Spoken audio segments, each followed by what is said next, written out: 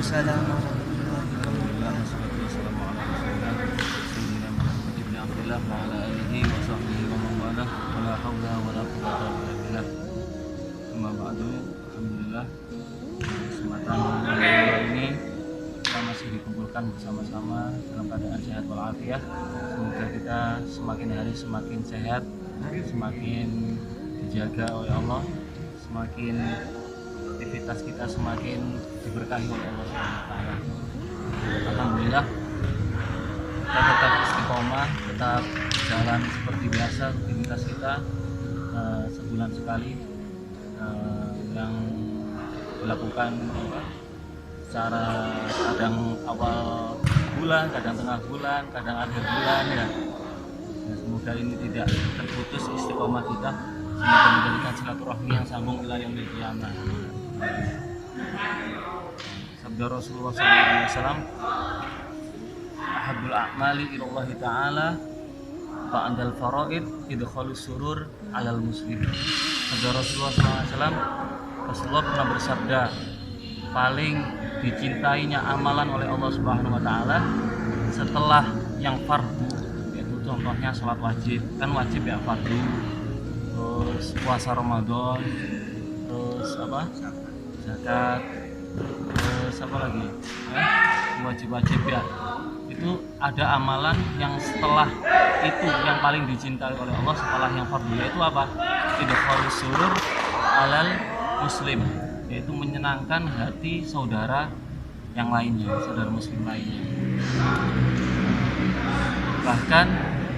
Bahkan di dalam fikih, ketika ada tamu ya, contohnya ada tamu datang ke rumah kita hendaknya kan disuruh apa? Menjamu tamunya itu kan, ya, disuruh menjamu tamunya. Kan tapi tatkala ketika ada tamu datang ke rumah kita berbarengan dengan melakukan sholat sunnah, ya, sholat sunnah. Maka mana yang diutamakan, sholat sunnah atau menjamu tamu? Maka dalam fikih itu apa? Mengatakan bahwasanya kita lebih mengutamakan yaitu menjamu tamu, karena dengan kita menjamu tamu kita niat menyenangkan hati orang muslim, seperti itu. Bahkan di dalam fikih seperti itu. Beda lagi kalau sholatnya itu sholat wajib, maka kita tidak boleh membatalkan sholat wajib. Kalau kita lagi sholat sunnah ada tamu, maka kita dianjurkan untuk membatalkannya. Bahkan ada lagi selain ada tamu, yaitu kalau kita dipanggil oleh orang tua kita, kalau kita lagi sholat sunnah, tiba-tiba le, awakmu sholat duha, Allahu Akbar, ibumu nyeluk le, apakah kita boleh membatalkan sholat? Boleh, seperti itu. Karena kita menjawab panggilan orang tua itu lebih utama dibandingkan sholat sunnah. Nah, seperti itu. Ahabul a'mali ilallahi ta'ala ba'dal faraid idkhalus surur alal muslim, itu paling amalan yang paling dicintai oleh Allah setelah yang fardu, yaitu menyenangkan hati orang muslim. Seperti itu ya. Kalau mau kita dipanggil orang tua lagi sholat sunnah duha, mau nih harus istiqomah sholat duha, maka kita lebih mengutamakan yaitu kita menjawab panggilan orang tua. Beda lagi kalau sholatnya wajib, maka kita harus tetap melakukan sholat wajib dan kita agak cepatkan, bukan kita membatalkan, melainkan kita agak cepatkan. Setelah itu kita menjawab panggilan orang tua. Contohnya apalagi menyenangkan hati orang muslim, ya memberi kopi ya, atau semuanya ada orang tanya jalan, arahin nang sengkaling nang di, kamu kasih tahu sana, itu kan niat menyenangkan. Jangan tambah disasar-sasar no. Ya, seperti itu. Banyaklah contoh-contoh. Atau kita senyum di depan orang lain. Jangan senyum ya, harus ada sebabnya ya. Terus apalagi banyaklah contoh-contohnya ya. Semuanya apalagi ya, kita menyenangkan hati orang muslim kan banyak sekali ya. Nah, itu amalan yang paling dicintai oleh Allah setelah yang wajib.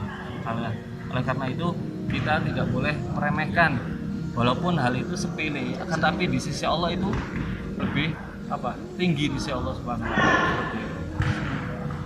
Nah, dan lagi sabda Rasulullah SAW, siapa orang yang bisa menahan amarahnya dan dia akan tapi aslinya bisa mengungkapkan kemarahannya, tetapi dia menahan, maka kata Rasulullah SAW, maka dia kelak nanti masuk surga, dia akan boleh memilih bidadari yang manapun yang dia inginkan.